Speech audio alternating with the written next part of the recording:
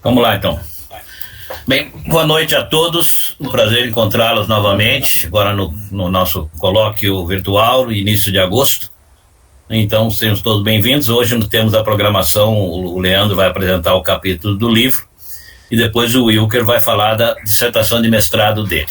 Então, mas antes disso, a gente tem a nossa tradicional sessão de novidades. Então, eu estive viajando esse mês passado, estive nos Estados Unidos e comprei alguns livros e, além disso, nós recebemos algumas doações no observatório. Eu separei duas aqui que vão interessar, especialmente para os colegas que trabalham com animação. Não sei se o Selby conhece isso daqui. Esse eu conheço, muito bom. De um Leonardo Malta, que está nos doando uma coleção muito grande. Hoje mesmo eu levei devo ter levado umas 20 caixas de livros lá para a ECA, de revistas de quadrinhos que ele doou para a ECA. E, inclusive, nessa última leva dele, ele trouxe várias edições do artista desse tamanho, assim, grandão. Não dá para ver aqui a mão, né? Então, mas é bem... Deve ter uns... Dos originais. Uns quase 1 metro de largura, aberto dá quase 1 metro. Né? Com as artes... cópia das artes originais que eles fizeram. Então, tem um do John... do Homem-Aranha lá, eu sempre confundo. John Romita, tem do Frank Miller, tem várias edições de artistas assim, então, e alguns livros teóricos. Então esse é um deles, né?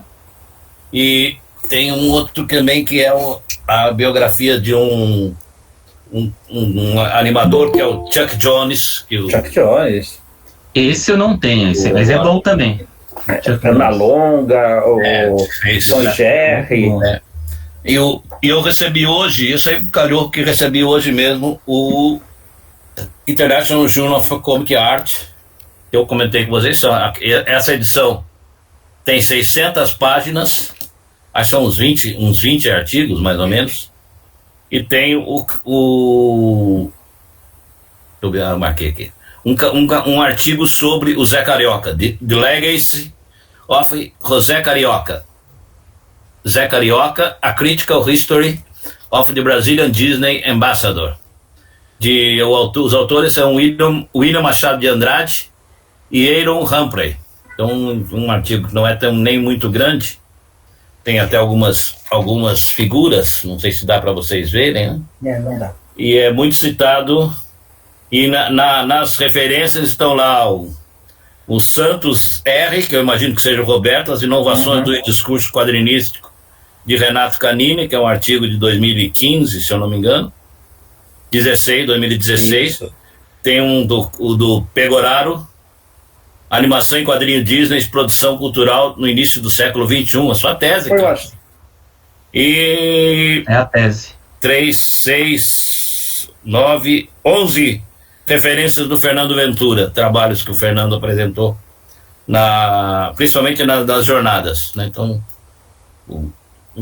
é bom a gente ver que as jornadas estão sendo úteis, né? O Fernando, ele tem participado das jornadas todas. E sempre apresentando trabalho sobre quadrinhos, né? sobre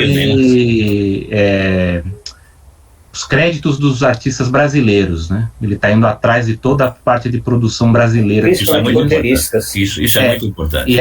E cada jornadas ele apresenta de um grupo, de uma década específica, um determinado grupo de personagens. É muito importante. Muito bom. Eu recebi da editora essa edição dessa questão aqui, o último que foi lançado, sobre o Miguel Penteado, né? Então, feito pelo Dario Chaves. Muito interessante. Miguel Penteado é dentro dessa que o Celso falou, de resgatar os autores, né, os produtores de quadrinhos esquecidos.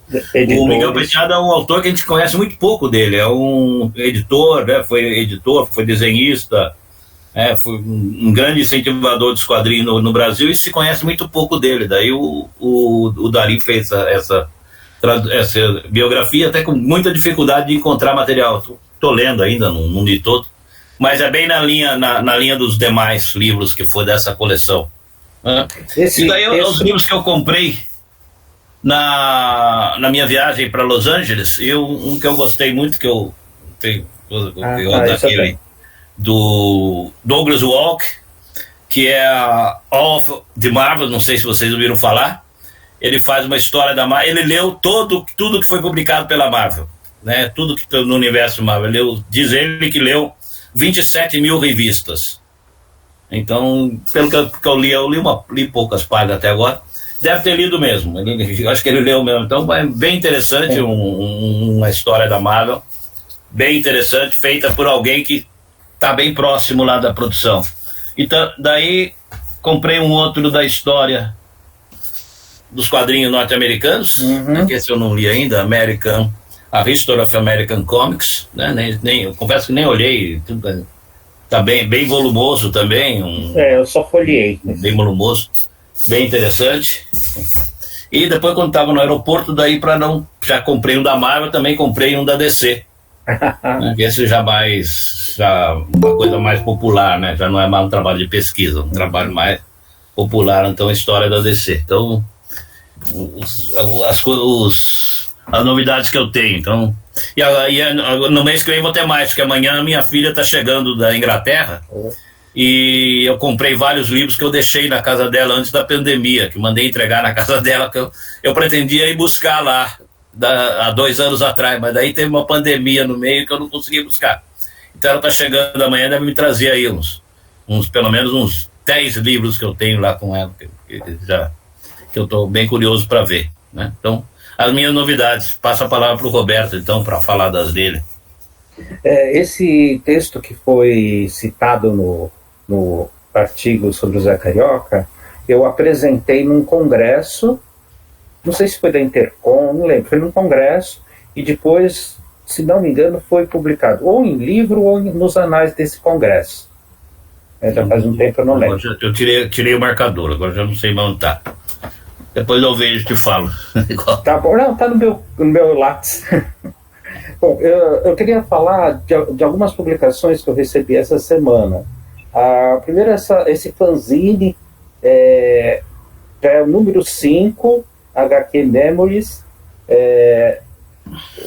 traz histórias pouco conhecidas do Rodolfo Zala, do Alan Voss, do Frank Frazetta, do Milo Manara, Minami Case. No final tem um material que o Maurício Souza fazia. Esse desenho aqui é do Carlos Edgar Herrero. Eu nem sabia que o Herrero tinha trabalhado com o Maurício de Souza.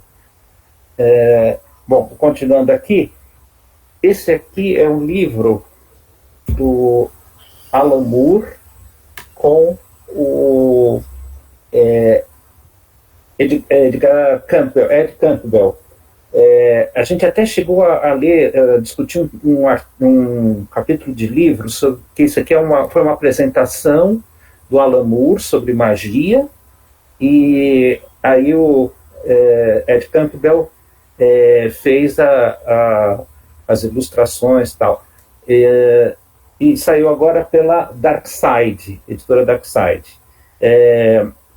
O Ed Campbell e o Alan Moore fizeram juntos do Inferno, aquela série do Inferno. Esse eu achei bastante interessante, também da Darkside, chama Veneno. São aqueles true crimes stories, né? Histórias de crimes verdadeiros. Esse aqui trata do Anjo de Bremen. Ela existe de verdade, era uma mulher muito caridosa, o pessoal chamava ela de anjo, só que ela matou todos os maridos, vários filhos e alguns vizinhos com biscoitos envenenados. Esse aqui acabou de sair pela editora Heróica, Rockman, As Novas Aventuras, Rocketeer, desculpa, As Novas Aventuras. Tá? São vários autores, são várias histórias. Esse é o volume 1. E a Panini lançou o Fight Girls, do Frank Cho, que é um artista americano que desenha muito bem personagens femininos. Então essas são as indicações que eu tenho de quadrinhos que eu recebi essa semana. Eu dei uma folhada, mas não li nenhum deles ainda inteiro, mas são publicações interessantes que fogem daquela do Batman, dos Vingadores, né?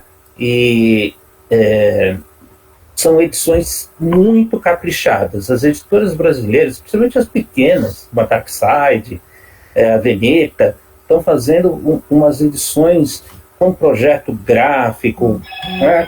com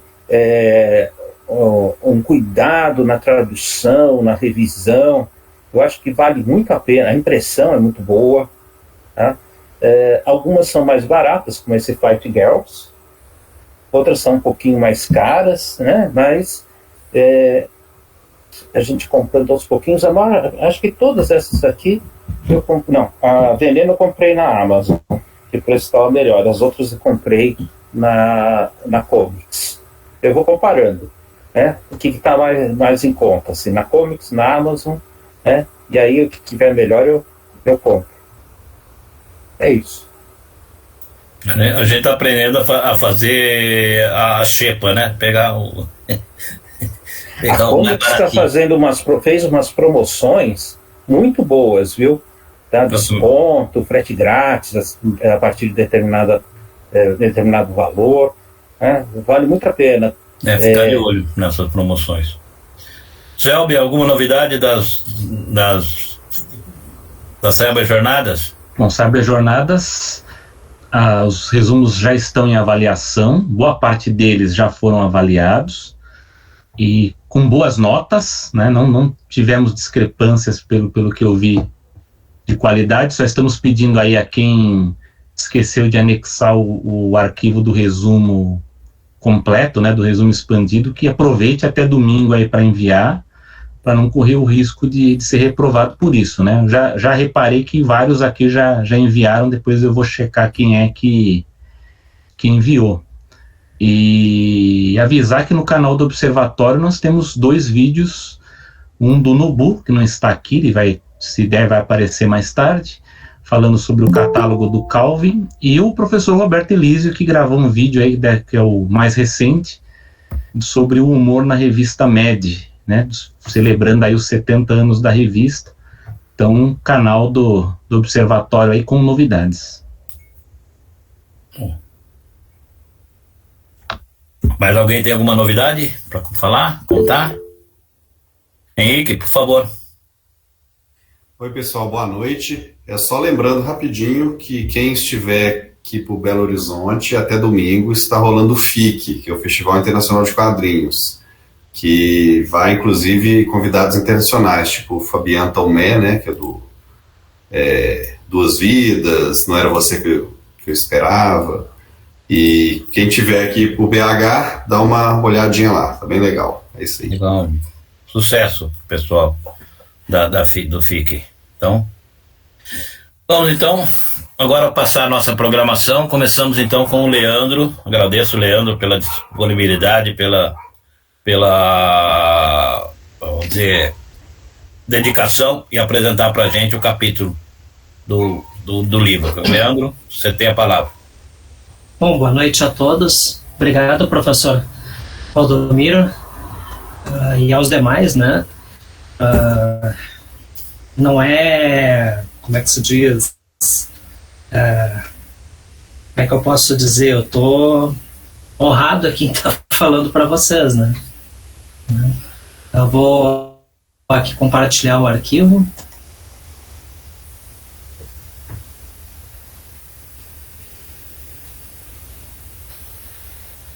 Vou falar sobre o capítulo ali que foi escrito pelo... Que estamos vendo aqui a apresentação. Ah, legal. Do professor Mark Singer.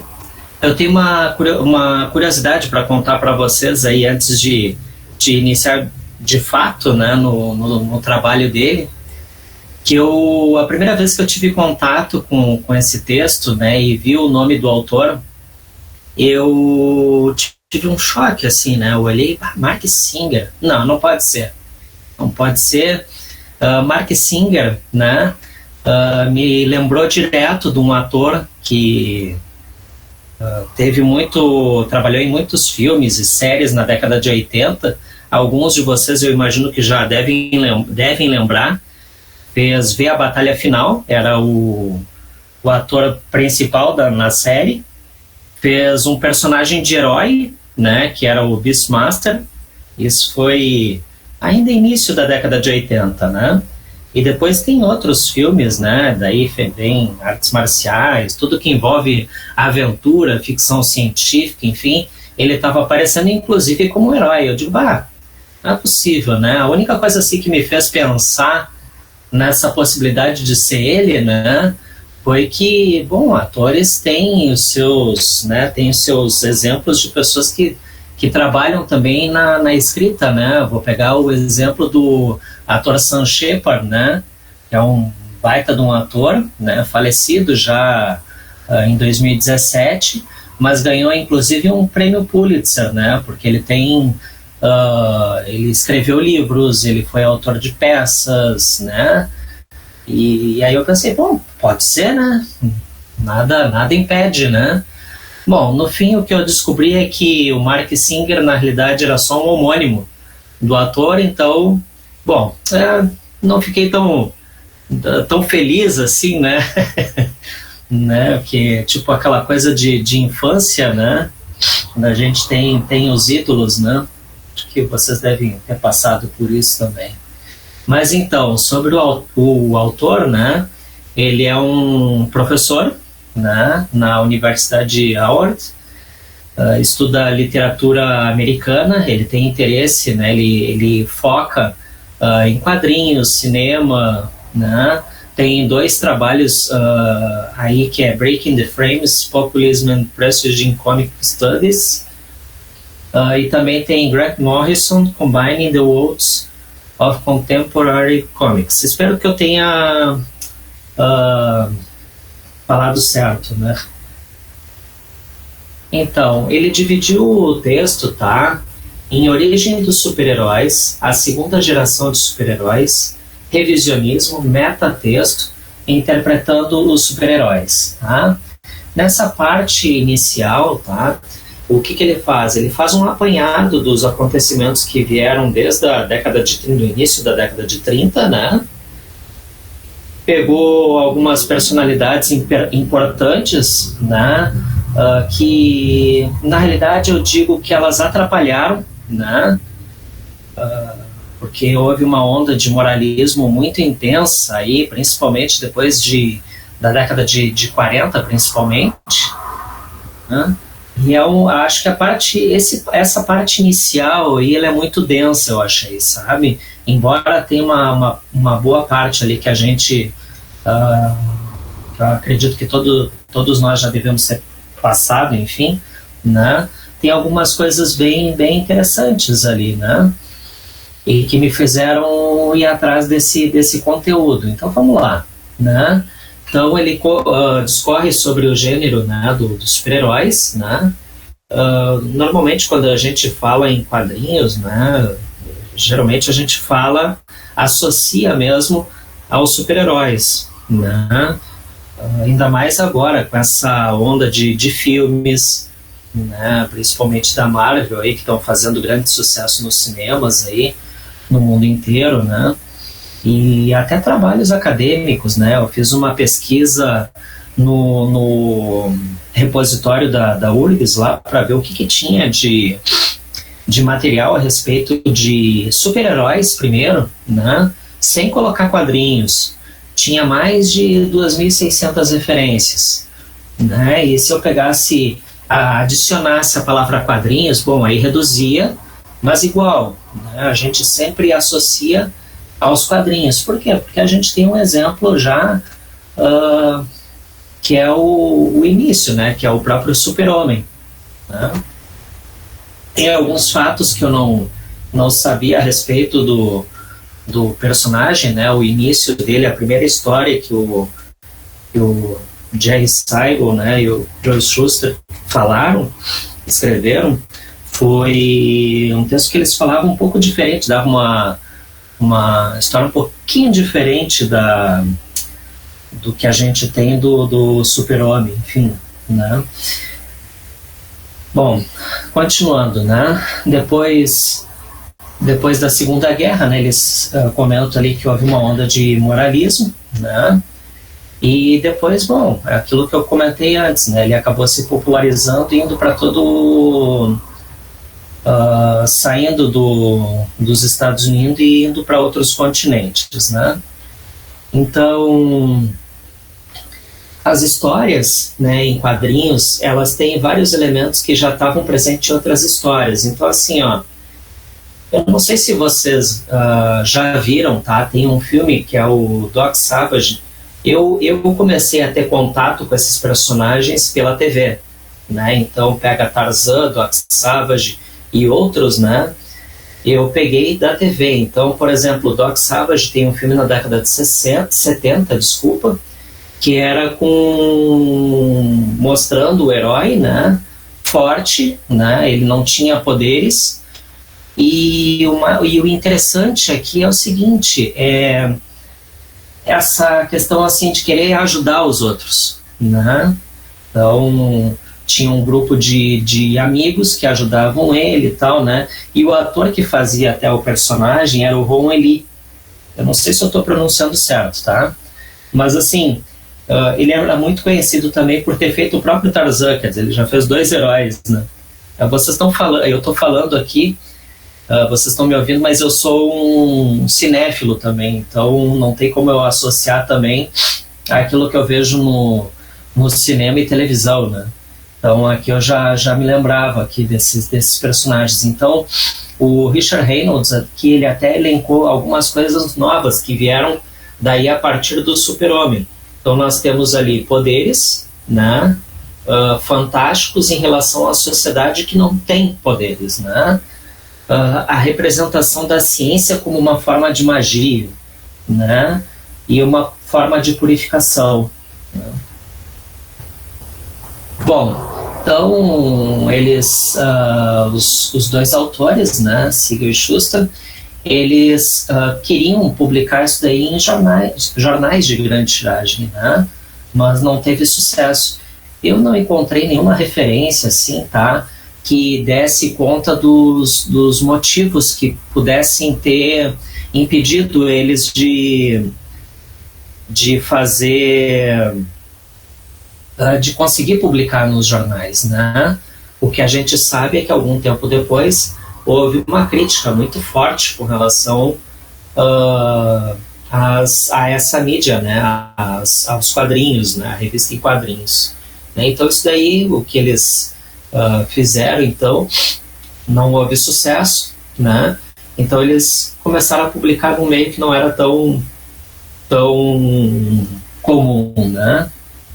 Tá, e daí depois vieram outros, né, como o Batman, Human Torch e outros, né, o Tocha Humana, que também tiveram sucesso, mas eles todos seguiam mais ou menos o sucesso que já estava vindo com o Super-Homem, né? Então todos eles vão ter algumas qualidades que são comuns a todos eles, né? Não com relação ao Batman, mas os demais outros, né, como o próprio Tocha Humana, né? O Namor, o Príncipe Submarino, né, e outros ali, né? Então eles tinham poderes, né? Se comunicavam com os animais, no caso do Namor, né? O Tocha Humana, que tem o fogo, enfim, né? Então eles também tiveram sucesso, né? E uma coisa assim que chamou a atenção, né, que a produção era apressada e crua, né? Eu estava olhando até as primeiras edições, assim, e é muito interessante, assim, acompanhar o trabalho dos desenhistas, né? O desenvolvimento dos desenhistas ao longo dos seus trabalhos, sabe? Isso eu acho muito interessante, né? A gente vai vendo o traço vai melhorando e tudo mais, né? né? O próprio, como eles dão aqui o exemplo, né, do Joe Simon e Jack Kirby, eles melhoraram a técnica para animar a ação, né? Então trabalhavam muito com a perspectiva e tudo mais.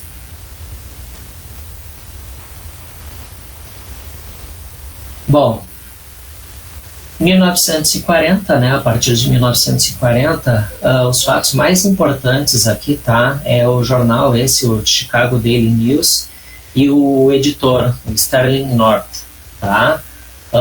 Ele fez uma publicação, mas muito pesada, né, condenando as HQs dos super-heróis por conter imagens de sexo e violência. Até vou ler o texto, mas antes, uma curiosidade que me chamou a atenção, né?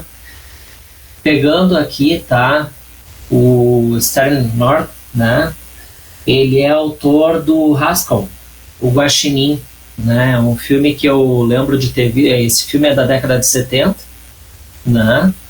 Ele publicou o livro na metade dos anos 60, tá? E depois a Disney comprou os direitos e fez um filme, que era até com o ator Billy Mumy, que era o que fez o Perdido no Espaço, não sei se vocês lembram.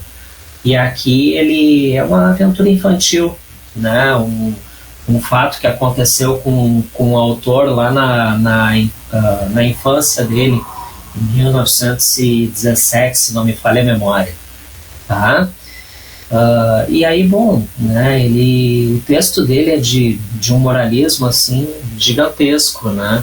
Eu até peguei aqui para comentar com vocês, né, para terem uma ideia. Só um instantezinho.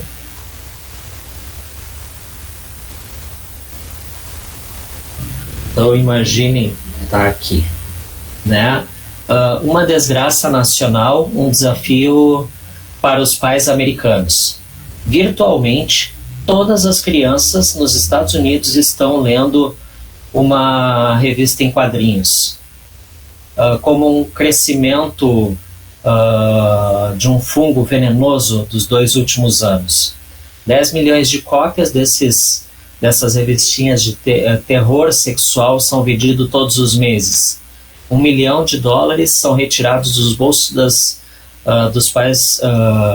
dos pais em troca de insanidade gráfica. Francamente, não ficamos perturbados quando ouvimos pela primeira vez sobre o surgimento dos, entre aspas, quadrinhos de ação? Imaginávamos, assim como a maioria dos pais, que eles não eram piores do que as engraçadas tiras de jornais.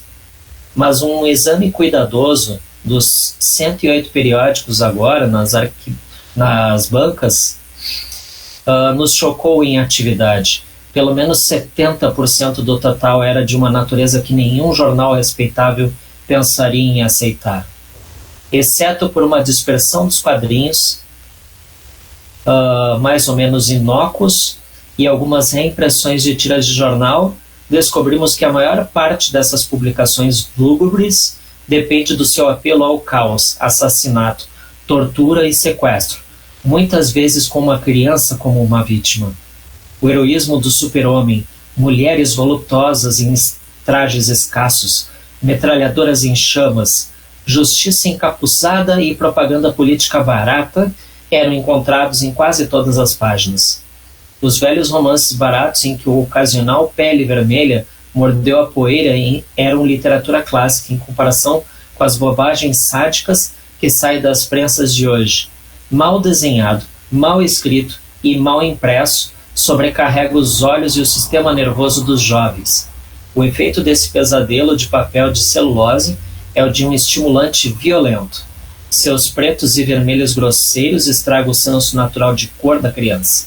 Sua injeção hipodérmica de sexo e assassinato deixa a criança impaciente com histórias melhores, embora mais silenciosas. A menos que queiramos uma geração vindoura ainda mais feroz do que a atual, pais querem melhorar as suas experiências. Peraí, só um pouquinho, desculpa. Mas é claro, as crianças devem receber um bom substituto. Não há nada mais maçante do que Westworld e Treasure Island. Simba, o marinheiro, não precisava de espinafre para realizar seus feitos de força. Os clássicos são cheios de humor e aventura, além de boa escrita. E nunca antes na história da edição de livros houve tantos livros novos para crianças ou revistas infantis melhor editadas. A vergonha está em grande parte com os pais que não sabem e não se importam com o que seus filhos estão lendo. Está nas mãos dos professores sem imaginação que forçam bobagens estúpidas, goela abaixo e, claro, está nas mãos de editores completamente imorais dos quadrinhos culpados do massacre cultural de inocentes. Né? Isso foi o texto aqui dele, né, que ele publicou na Chicago Daily News, né, e para mim é chocante ler um texto desses, né, é extremamente forte, né, mas isso foi uma onda de moralismo, sabe, tipo, tá achando muito problema. Então, assim, ó, por exemplo, tá, na edição da primeira edição do Super-Homem, né, ele salva uma mulher que tinha sido acusada injustamente, né? E estava na cadeira de estava no corredor da morte. Ela ia ser morta porque julgaram dessa forma, né? E ele consegue inocentar ela, mas tipo, lutou contra um cara que estava passando por cima, assim, sabe? Só um instantezinho.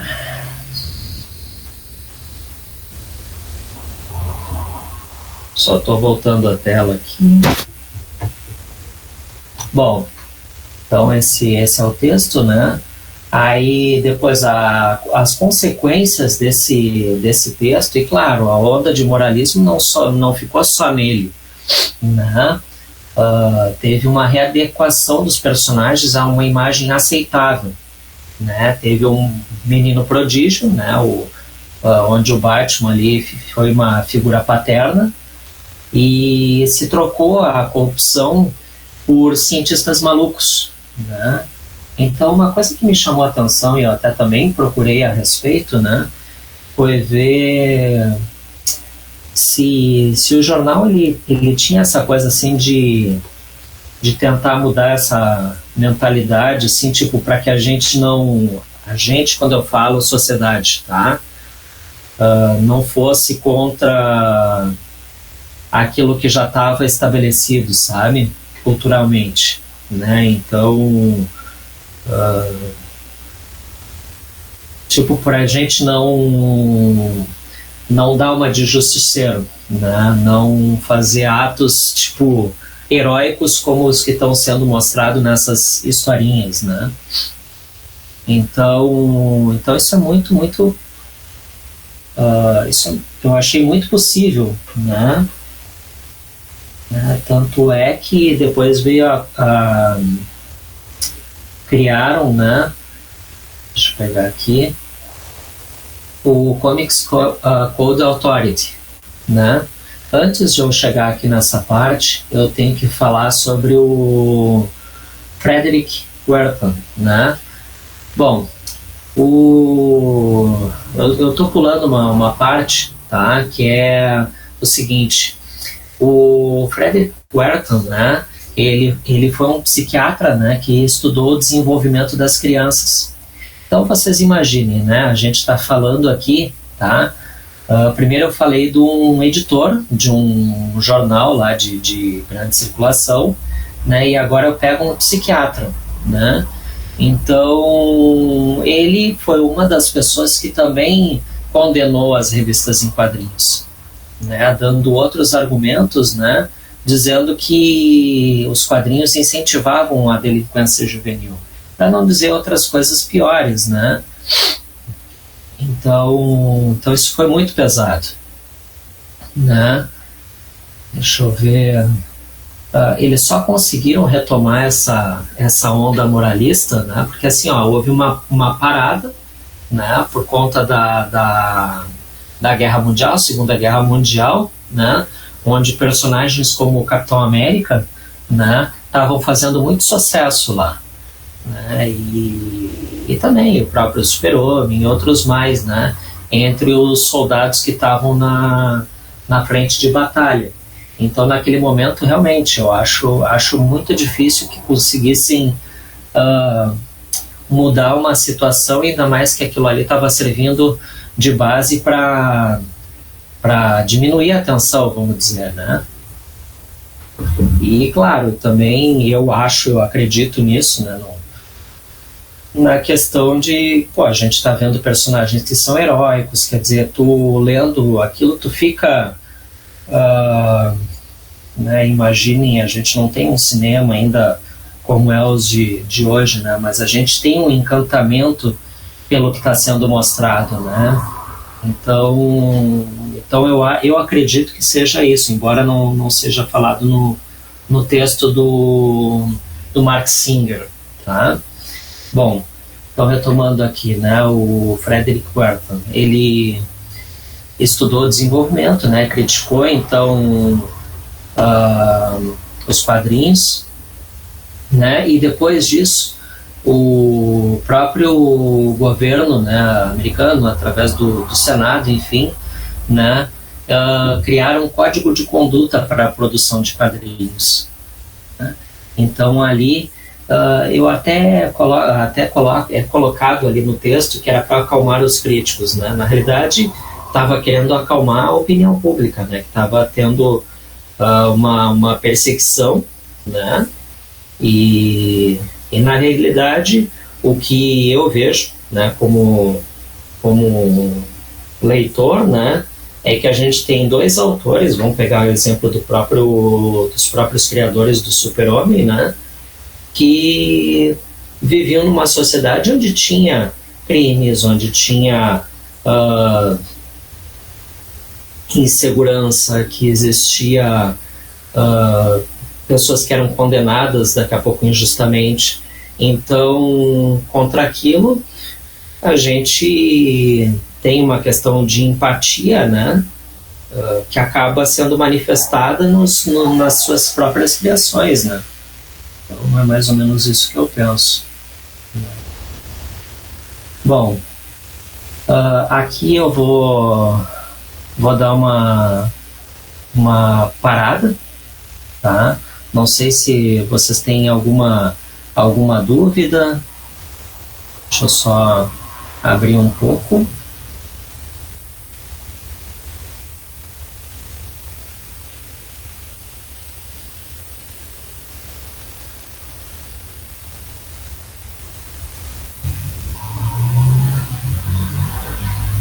Só lembrar, Leandro, o código foi criado pelos editores de quadrinhos como uma forma de resistência ao Senado. Eles se temia que o Senado ia baixar alguma legislação de censura aos quadrinhos. Então, antes que o Senado fizesse alguma coisa, os editores se reuniram e fizeram o código dos quadrinhos, que é o Comic Code Association, que era a associação, né? Uhum. Obrigado.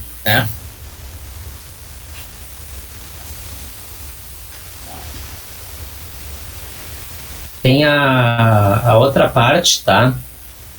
Eu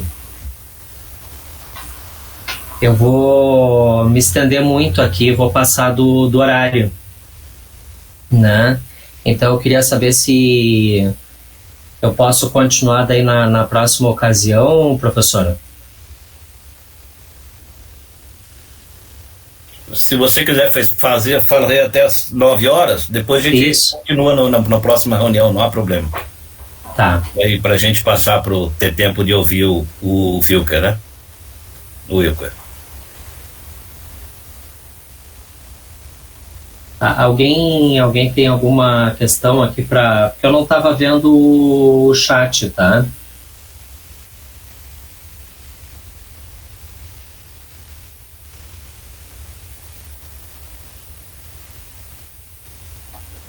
Viu, professor? Por aqui são mais comentários, né? O pessoal está mais fazendo comentários para complementar o que você comentou, mas não teve perguntas diretas, não. Aham. Tá, eu vou... Tá me escutando? Eu tô. Tá. Deixa eu ver uma coisa.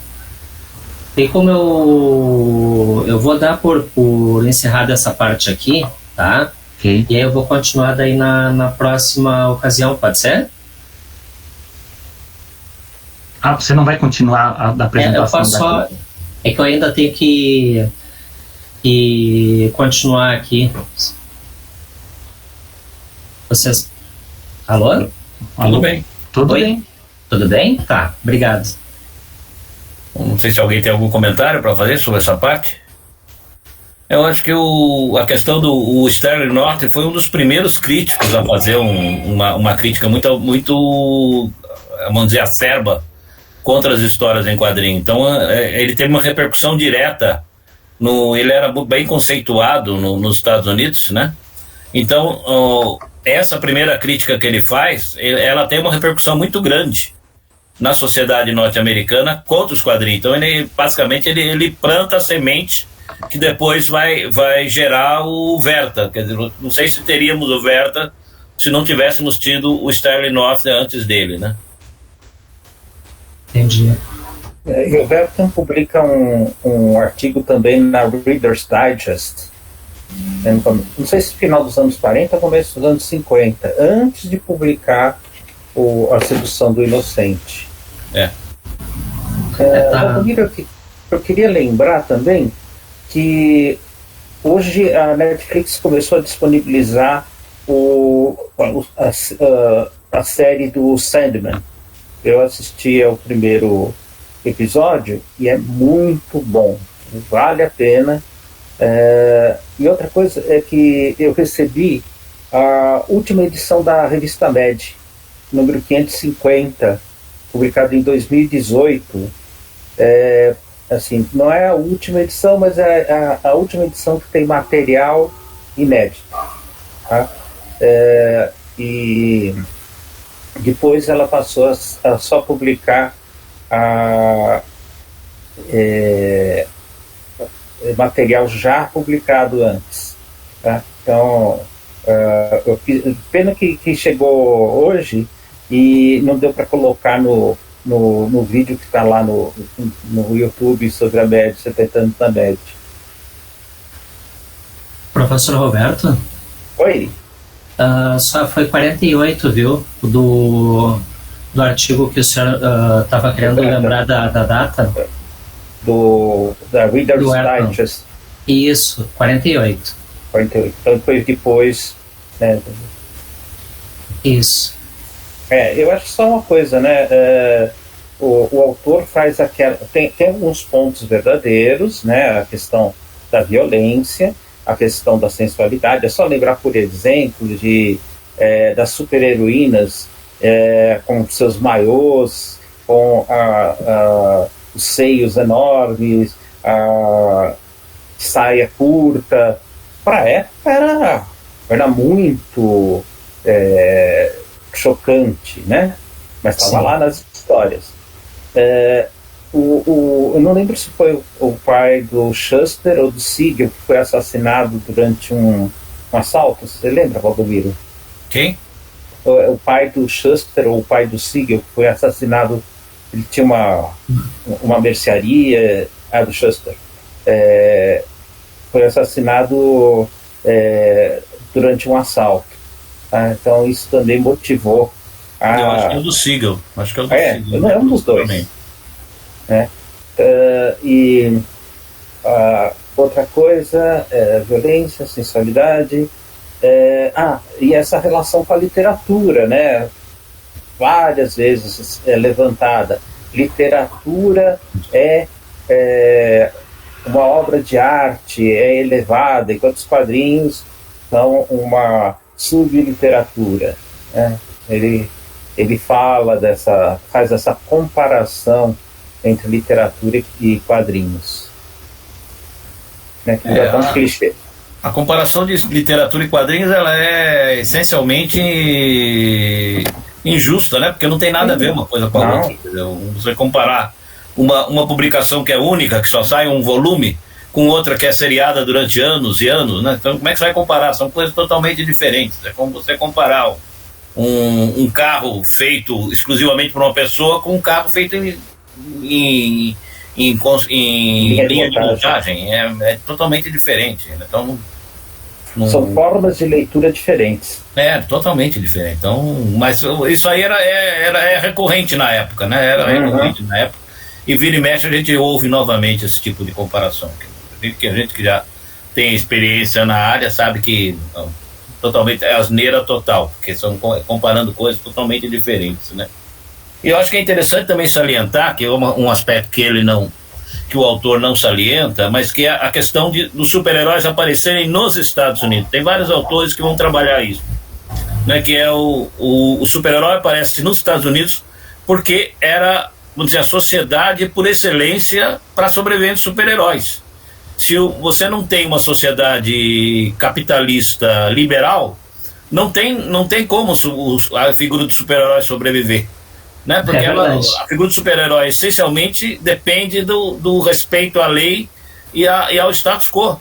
Se você vive numa sociedade em que não se confia nas autoridades constituídas, caso da brasileira, né? A figura do super-herói se torna um pastiche, se torna ridícula, né? Por isso que eu sempre falo, olha, a figura do super-herói tem a ver com realidade norte-americana, no máximo a canadense, um pouco a australiana e um pouco a inglesa. Fora isso, não tem mais, não tem figura de super-herói. Você não vê super-herói na Itália, por exemplo, né? Você não vê super-herói na Espanha, os países latinos, porque a sociedade ela é constituída de uma forma diferente, que a figura do super-herói ela fica anacrônica. Por isso que tem que relacionar o super-herói com a sociedade norte-americana, com a sociedade capitalista norte-americana, senão ela não tem sentido. Por isso que eu sou Israel ativa de criação de super-herói brasileiro, porque eu acho que sempre é um pastiche total, mas aí respeitando os colegas que se interessam em fazer esse tipo de quadrinhos, né? Em Israel tem quadrinho de super-herói, mas também é pastiche. É cópia dos quadrinhos de super-heróis americanos. É isso.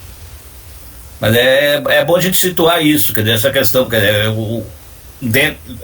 se eles não estivessem na sociedade norte-americana, não teriam se desenvolvido. Só se desenvolveram porque foram criados dentro dessa sociedade norte-americana, né? E naquele contexto histórico, que havia gangsters, que havia a depressão econômica, né? Então os quadrinhos super-heróis eles foram criados e fizeram muito sucesso, aí depois com a Segunda Guerra Mundial também. Né? Essa insegurança do povo americano, continuaram fazendo sucesso com a Guerra Fria também, trabalhando com os medos dos americanos em relação à União Soviética invadir ou ter uma guerra nuclear. Depois também contra os grupos radicais islâmicos. Os super-heróis trabalham. Quando não tem um contexto histórico, eles lutam com alienígena. Que é também uma metáfora da sociedade, dos medos da sociedade. Bom. Tanto que agora o super-herói, o super-homem, por exemplo, quando surgiu em defesa da sociedade norte-americana, como é que era? Da justiça. Do American Way, né? Da liberdade. Verdade, justiça e o jeito americano. E parece que agora mudaram isso. Eu li qualquer coisa a respeito, mas não me lembro mais. Então... a paz tal, não fala mais do estilo de vida americano. Não fala mais do estilo de vida americano. Bem, é isso. Então, obrigado, Leandro. E estamos ansiosos para ver você continuar o capítulo na próxima reunião. Então. Obrigado, viu? Obrigado a todos.